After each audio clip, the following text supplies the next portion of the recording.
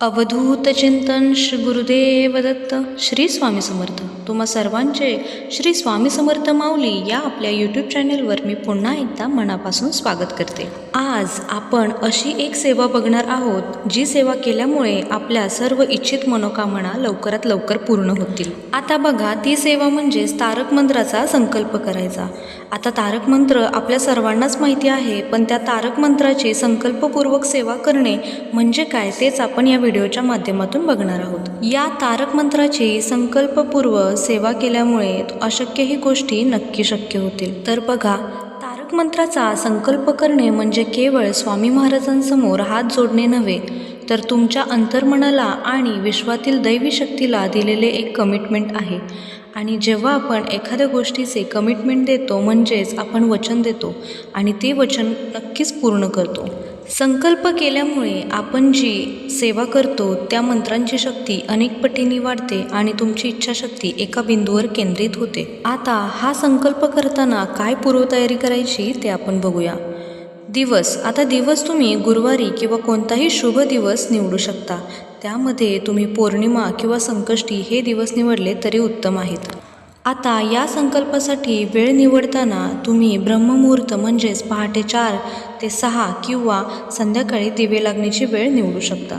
घरातील देवघर किंवा शांत जागा निवडा जिथे स्वामींचा फोटो किंवा प्रतिमा असेल.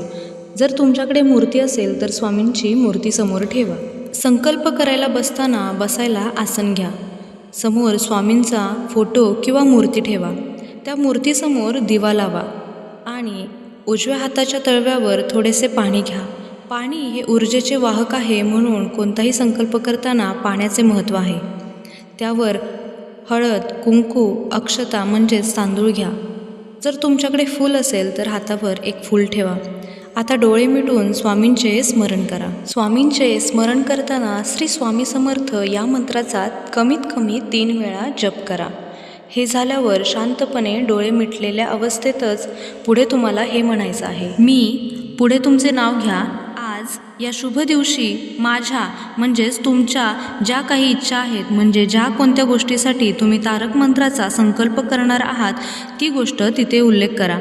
आणि पुढे तुम्हाला किती दिवसांसाठी हा संकल्प करणार आहात ते सुद्धा उल्लेख करायचा आहे. म्हणजेच तुम्ही रोज किमान 11 वेळा 108 दिवसांसाठी जर तारक मंत्र म्हणणार असाल तर संकल्प करताना तुम्हाला ते तिथे उल्लेख करायचा आहे. म्हणजेच जर मी हा संकल्प करत असेल तर मी असं म्हणेन, मी प्रतीक्षा आज या शुभ दिवशी माझी विशिष्ट मनोकामना पूर्ण होण्यासाठी रोज 11 वेळा 108 दिवसांचा तारक मंत्राचा संकल्प करत आहे. मी रोज 11 वेळा श्रद्धेने तारक मंत्राचे पठण करेन. स्वामी, हे अनुष्ठान पूर्ण करण्यासाठी मला शक्ती द्या आणि माझ्या पाठीशी खंबीरपणे उभे राहा. हे बोलून झाल्यावर तुम्हाला हातातील पाणी ताम्हणामध्ये सोडायचे आहे आणि स्वामींच्या चरणी नतमस्तक व्हायचे आहे. जेव्हा आपण संकल्प करतो एखाद्या गोष्टीचा तेव्हा त्या संकल्पाचे 3 स्तर असतात. सायंटिफिक आणि स्पिरिच्युअल लेवलला आपण बघूया. 1. मानसिक स्तर. यामध्ये संकल्प केल्यामुळे मेंदूतील प्रीफ्रंटल कॉर्टेक्स सक्रिय होतो. यामुळे तुमची शिस्त वाढते आणि संकल्पाच्या काळात तुमचे मन विचलित होत नाही. दुसरा स्तर ध्वनी स्तर असतो. जेव्हा तुम्ही ठरलेल्या संख्येने मंत्र म्हणता तेव्हा तुमच्या भोवती एक विशिष्ट फ्रिक्वेन्सी तयार होते. जसे रोज व्यायाम केल्यामुळे स्नायू तयार होतात, तसेच रोज मंत्र म्हटल्यामुळे तुमचा ऑरा मजबूत होतो.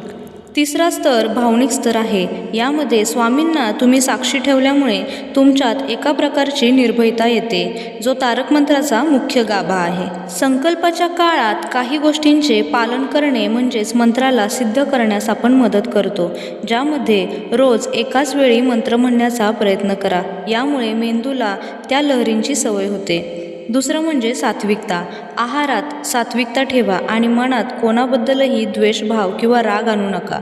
तिसरी गोष्ट म्हणजे जपानंतर किमान 2 मिनिटे शांत बसायचं आहे. संकल्पयुक्त सेवा करताना त्या सेवेमध्ये खंड पडू नये याची जबाबदारी आपल्याला घ्यायची असते. तरीही जर एखाद्या दिवशी सुतकामुळे किंवा अपरिहार्य कारणामुळे मंत्र म्हणता आला नाही तर मनातल्या मनात स्वामींची माफी मागून मानसिक जप करावा.